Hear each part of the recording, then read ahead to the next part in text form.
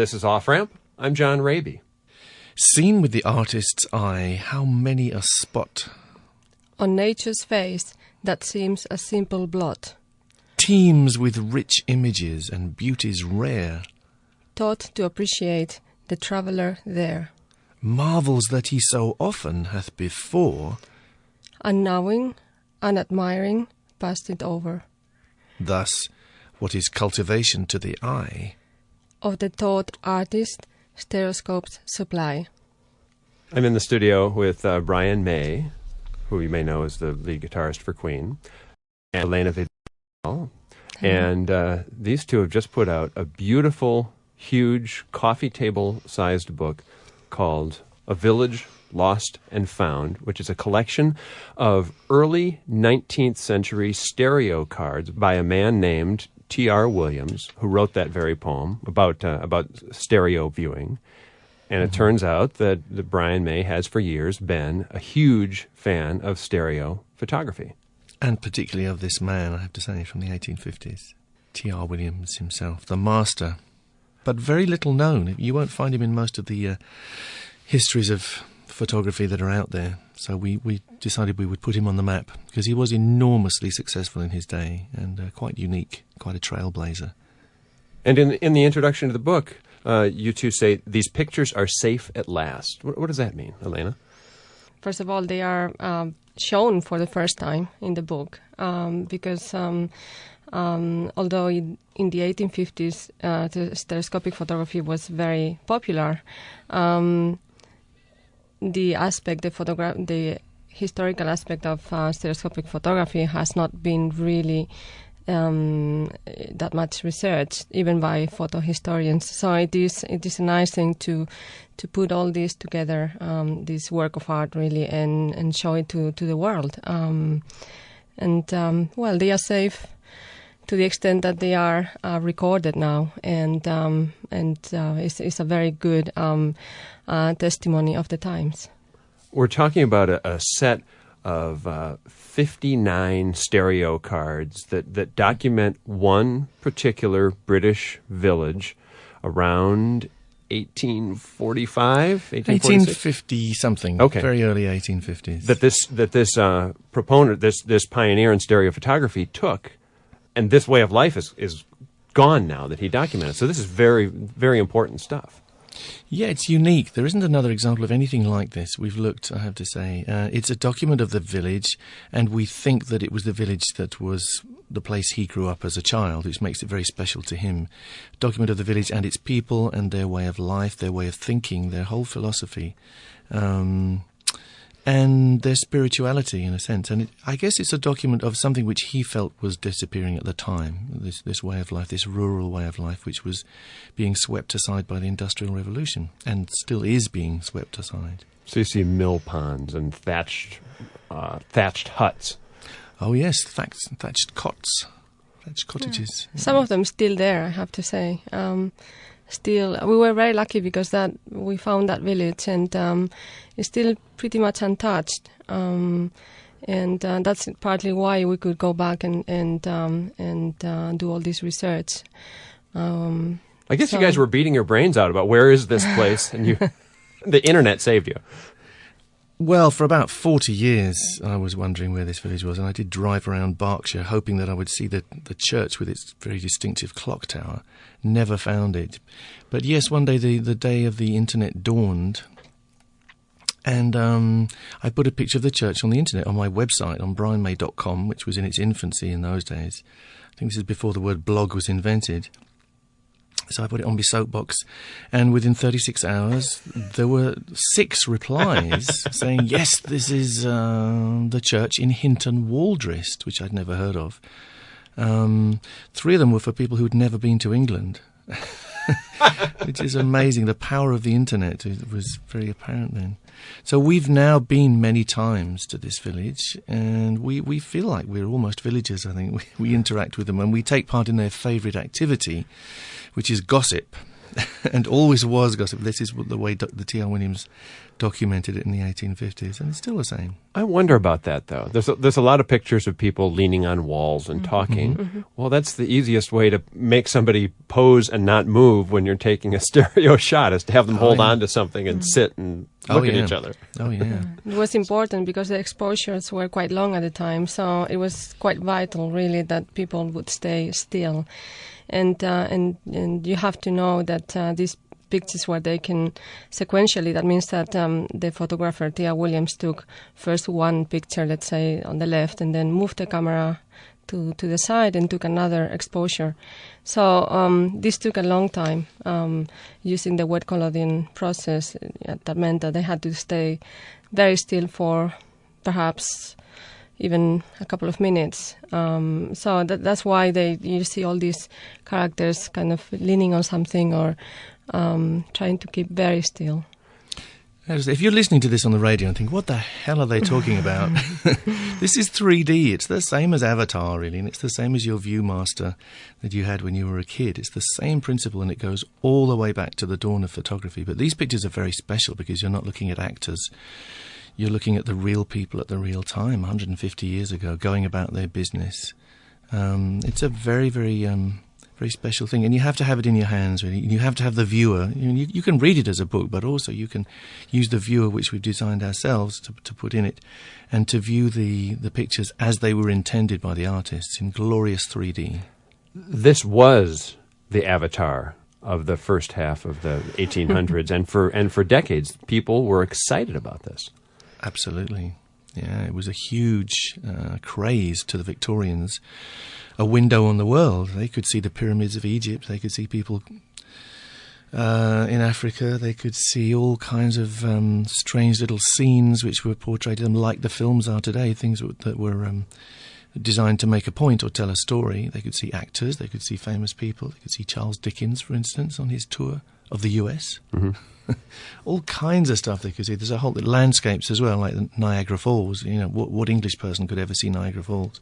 Through the stereoscope, they could almost be there and touch it. And the thing then and now about 3D photography that's different from mono photography is that it takes you there. It puts you in the place of the photographer. Mm-hmm. So in a very real sense, this is these stereo cards in A Village Lost and Found are like time travel. They really are. It's an amazing thing, and that's why the book is called A Village Lost and Found, because really it nearly was lost to the world. These pictures are so hard to find, the original cards. It took me 40 years, and I still don't have them all. But luckily, we know people who have the ones we don't have. So this is the first complete collection of reproductions in the world. It's the first time you can see the whole series together, which paints the complete picture of the village at the time. And it is also very surprising for many people to see Victorians in 3D, because very few people are aware that 3D photography as such already existed in Victorian times. In fact, they started it, and it was just as photography was coming of age, commercially speaking. So to many people, it comes as a huge surprise to see real Victorians in 3D. Do you want to go back, if you could? I think I have dreamed of being there in 1851 when the exhibition was there. And that would be an amazing thing to see. I think that incredible bustle and clamour of people in Queen Victoria's consort's dream. It was an exhibition of the works of all nations, the arts and the crafts and the science and the arts of all nations. And that's really where stereoscopic photography took the world's imagination, through Queen Victoria. She is rumoured to have said, "Oh, how wonderful," or something like that. And everybody thought, yes, we must have this. We must have our stereograph. We must have our stereoscope and see the world. So, yeah, 1851 would be a good place to go back to, wouldn't it? Absolutely. Very exciting, yes. So, Elena, you'd go back? Yeah, absolutely, yes. I would love to see all those, pioneers of photography, but not only photography, sciences and all that. And there was so much happening at the time in all fields, really. It was a highly creative period. We touched on this, and this gets a little bit into the geeky side of this.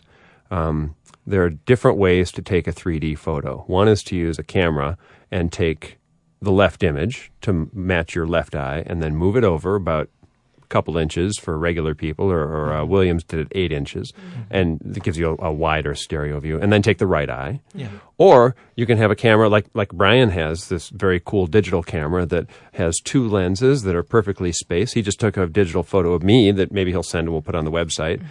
Quick as that, and they even had this kind of camera back in T.R. Williams' time. They did indeed. I am still mystified as to why he didn't just take this 2-lens camera that he had and take the one stereo image and then maybe take another from a different viewpoint. Yeah, well, you've obviously been reading the book. I'm impressed. Yes. It is strange. It is definitely strange. We've tried it ourselves now. Actually, since we wrote the book, we've been down there with a camera very much like his, which may actually be his, we're not sure, with one lens above the other, which is very strange. Most people look at you very quizzically, even if they know what stereo is. They say, well, why would you have one lens above the other? Right. Yeah, he could have turned it on its side and it would have been a normal stereo camera. And we did that when we were down there in the original village. We went to Hinton Waldrest and followed his steps, really. But what happens if you use it the way he used it is that you get control over your baseline, number one. So you can decide how far away your 2 images are, how far apart, which gives you a lot of controls, but especially in landscapes. T.R. Williams liked to exaggerate the 3D effect, so he could do that. You wouldn't be able to do that with the regular stereo camera on its side. Unless you had it specially built. Unless you had a very big stereo camera, yeah, but then you'd have to have 2 plates at once, which would be really difficult. Because you've got, I mean, these are wet plates. You have to put them in there when they're still tacky, and they have to be, you have to have a little mobile darkroom, and somebody trundles up with your wet plate in the plate holder. In it goes, and you pull out the dark slide, expose it, then take it away to be processed, and then somebody has to bring the next slide, which has been sensitized, and it's still wet, it's still tacky. It's a very tricky process. So you'd have to have 1 plate at a time, that's for sure. Even if you had your huge stereo camera, you'd still have to have 2 plates, which would be very difficult to prepare. So also you get, I mean, people may not agree with this, but I think T.R. Williams actually liked the business of sequential photos, as you probably do. You told me, John, you take sequential photos, and little things happen between the 2 things. Oh, I don't like the ghosting, though. Oh, if I had your camera, that's all I'd use. Really? You see, I like it because you get little clues as to what's actually going on, because people are not frozen, they're not immobile. You get little movements of the head, you get people fidgeting with their hands, and you get a leaf blowing, you get a twig swaying in the wind. You get all sorts of stuff happening which really give away the motion of the time. It's almost like a little movie. So my theory is that T.R. Williams liked that. I don't know if it's true. It is. It's a little 2-frame movie. It is. It really is. Yeah. I think you can be almost more creative if you have if you adopt that technique. And it was very much discussed at the time in the journals as well, how the baseline should be adjusted. And really this reflects those discussions. And lots of photographers, not only T.R. Williams, thought that for landscapes, outdoor photography, larger baseline was better. So maybe, this follows also that kind of thinking. Yeah. For listeners who may still be wondering what the heck we're talking about, again, the baseline is essentially the distance between the 2 eyes of the photo, the left and the right eye. And if you do 2.5 inches, which I think is normal, then it just kind of looks like normal 3D stereo vision. But if you spread it out 8 inches, 10 inches, you can get some very extreme depth effects. Yeah, extreme depth effects. And it pops out at you. It really jumps out at you, and it can be wonderful. You pointed out you can do this in an airplane. Do you know, I was just about to say that. Strange enough. On the way here, there were some beautiful clouds, and I was taking pictures out the side of the window, and if you go click, and then as fast as you can go click again, you've already got a long baseline. Like a mile. Yeah, because the planes move that much, and you put them together. You can do that on this camera, actually. It's designed so you can take the left and the right separately, and then you immediately get a beautiful, exaggerated stereo picture of the clouds and the formations below you. I was over the Grand Canyon, so some of these things are nice. I'll show you if you like. You want to see on the radio? Yeah. There we go. Yeah, there we go. You can see the clouds nicely. Like little. Brian's camera has a lenticular filter or lens on the back, which allows you to see things in 3D, the two shots that you've just taken. It's gorgeous. It's gorgeous. Those clouds are, right, they have depth, they have, wow, it's beautiful. Nice work. Like little cotton buds in the sky. Were you in the plane next to him, so you didn't think he was crazy? Yeah, I was just, he's very good at doing that, I have to say. This is a Fuji camera. Just in case you wondered, Fujifilm. Yeah, it's the only digital stereo camera in the world, I think. Yeah.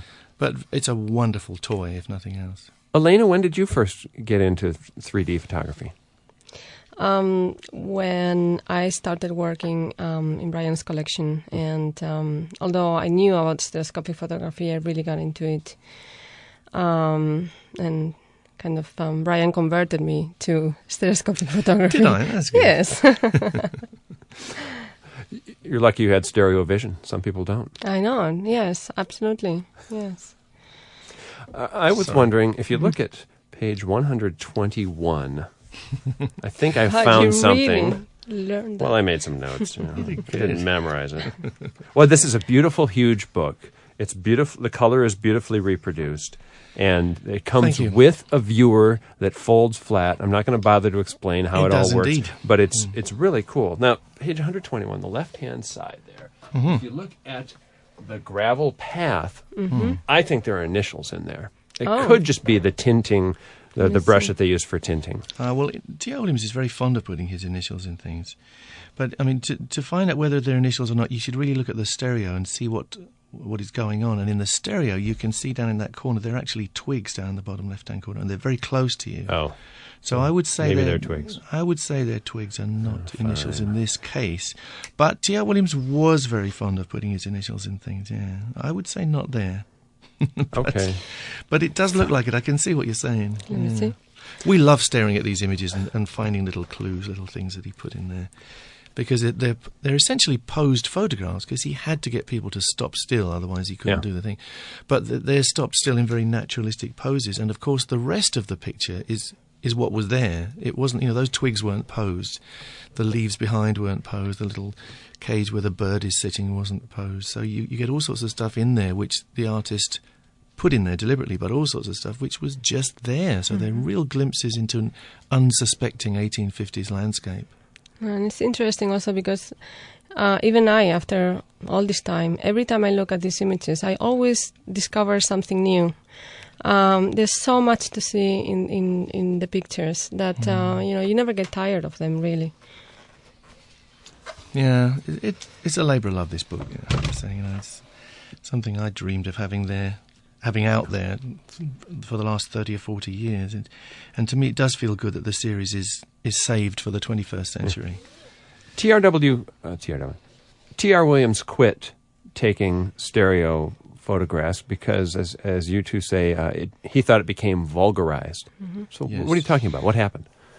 Well, this stereoscopic photography became such a huge craze, and it was a lot of people started to make a lot of money, and it was very attractive, and that meant also that many people started to produce stereoscopic photographs that were perhaps not so scaled, and things like piracy and copying started to happen as well.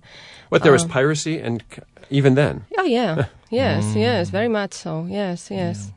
And the whole issue also about copyright started, was discussed because this was all a really new media.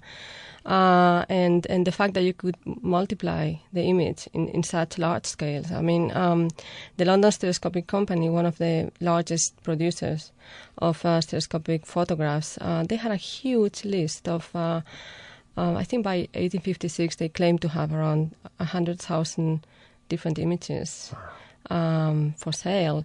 So we're talking about very, very large numbers of images. And, of course, it's very hard to maintain the quality. It started to show that some people were not so careful about what they produced and so on and so forth. And I think somehow for T.R. Williams that was a bit disappointing. He considered himself an artist, photographer, as well as a commercial photographer. So following his principles, really, he decided to let go, and he stopped producing these images. Is he known at all in Elena? You're more the archivist, I think, right? Is he known at all in Yeah. photography circles? Yes. If Yeah. not Yes, the public. He gets a mention, most but that's about it, isn't it? In most of the photo Yeah. histories. Yeah. I have to say that stereoscopic photography has been very much neglected, generally speaking, even by photo historians, because it has always been seen as something minor.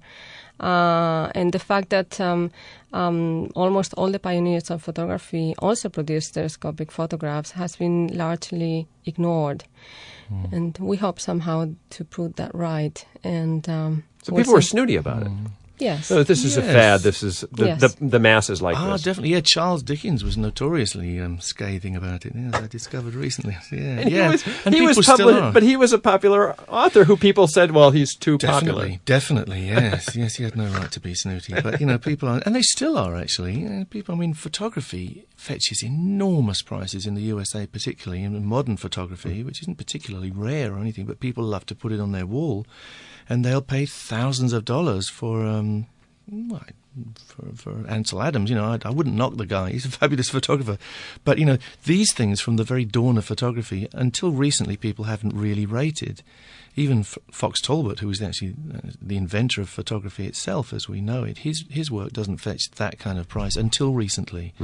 But stereo photography is out there now. We've probably done inestimable damage to the price of stereo cards because everybody knows what they are because of this book. But it's a dream to do that. Really, I feel very proud of the book, not only for T.R. Williams but for the whole of stereo photography. Well, you've done a wonderful job. It's Thank you. easy to read. It's easy to understand. There's a lot of depth in the notes. If you're a real geek, or you can just peruse the book yourself. Yeah. And the viewer, as I said, is ingenious, and it comes in this very cool box set. Thank you. Yeah, we tried to do what T.R. Williams did, I think, which is be profound as an artist and absolutely be passionate about what you do, but also be aware of your audience. So we tried to make this book something which people can pick up and enjoy and love. But also, if they want to get into the serious art and the serious science of it, they can do that too. It's beneath the surface, and mainly it's after the first 100 pages or so. Well, thank you so much for coming on Off Ramp. You're welcome. Thank you. It's a pleasure.